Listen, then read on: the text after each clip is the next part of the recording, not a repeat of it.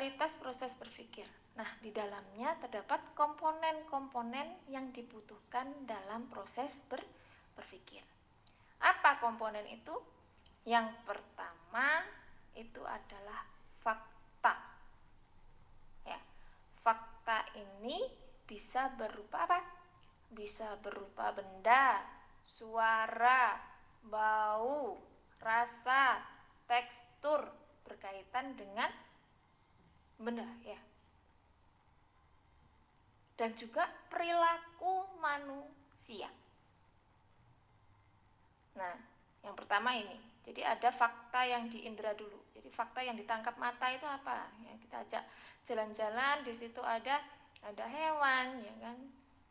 Ada tanaman, tadi itu misalkan bunga itu merupakan benda, ya kan? Yang di sana memiliki bau, ya kan? Teksturnya bagaimana, warna, gitu kan?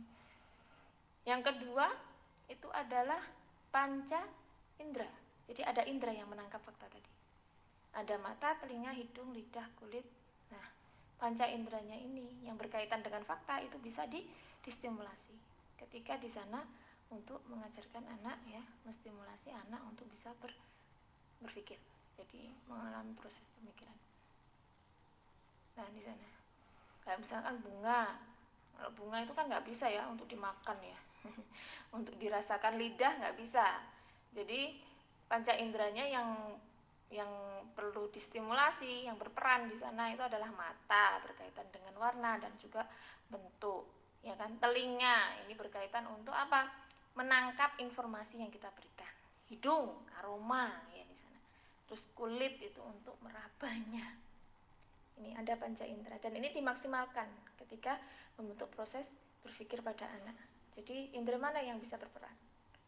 Jadi bukan selalu 5 panca indera, karena apa? Ada sesuatu yang tidak bisa dimakan. Apalagi pada usia 1-2 tahun ini anak akan mengenal dunia lewat mulut. Nah, ini yang perlu diperhatikan orang tua ya. Jadi harus disampaikan. Kalau misalkan memasukkan yang bukan makanan ke dalam mulut, maka kita sebut ini bukan dimakan, ya, bukan makanan. Jadi kita berikan informasi kepada anak bahwa ini bukan makanan ya, sehingga anak tahu bahwa ada yang bisa dimakan, ada yang tidak bisa dimakan. Nah, anak kecenderungannya akan menstimulasi ya kan, akan menstimulasi kelima panca inderanya. Jadi melihat, tertarik, dipegang ya kan, terus diraba, dicium, dimakan. Makanya di sana orang tua yang harus mengontrolnya. Yang ketiga itu adalah otak. Nah, informasi ini diproses di dalam otak. Nah, yang keempat adalah informasi pendahulu. Jadi sebelumnya harus kita berikan informasi yang benar supaya anak bisa berpikir dengan benar.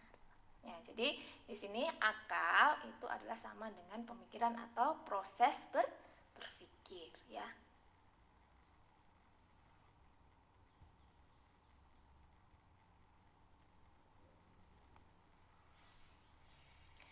Nah, selanjutnya ini adalah perkembangan fisik otak dan intelektual pada manusia. Nah, di sini kita fokuskan pada anak usia 0 ya. Ini kita bahas adalah anak bayi.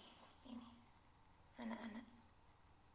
Ini perkembangan fisiknya dari 0 ya, bayi sampai usia anak itu 10 tahun. Dan di sini terjadi berapa persen perkembangannya? Perkembangannya sebesar 50% dari perkembangan fisik otak yang sudah dicapai pada usia 2 tahun. Nah, ini. Anak usia ini perkembangan fisiknya luar biasa ya, ternyata 50%, bayangkan ibu-ibu. Makanya pada usia ini ya, pada usia 1 biasanya 1 sampai usia 6 tahun itu dikatakan masa golden, masa emas dalam perkembangan otak.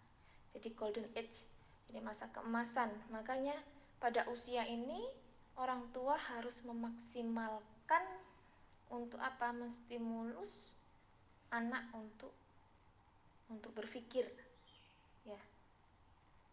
Dan daya tangkap anak sangat kuat pada usia ini. Sehingga yang perlu kita berikan kepada anak adalah informasi-informasi yang benar, dan pada usia ini nanti ketika target pendidikan mencapai pengemban Al-Quran gitu ya, maka tepatnya pada usia ini sudah distimulasi untuk apa? Untuk memperdengarkan Al-Quran. Memperdengarkan Al-Quran bagaimana? Banyak ya macamnya ya. Ada yang di sana mengambil 1 bulan itu 1 juz. Juz itu aja yang diperdengarkan. Jadi 1 bulan pertama itu juz 1. Nah, berarti kalau anak usia 1 tahun, juz berapa? Sudah nyampe juz 12 untuk senantiasa diputar sehari-harinya. 1 juz itu. Nah, nanti anak akan mendapatkan pengulangan selama 30 hari. Ya. 30 hari, kalau 1 hari itu berapa kali pengulangan, tinggal mengalikan. Ini nanti pada anak, ketika anak sudah bisa komunikasi 2 arah, akan keluar hafalannya.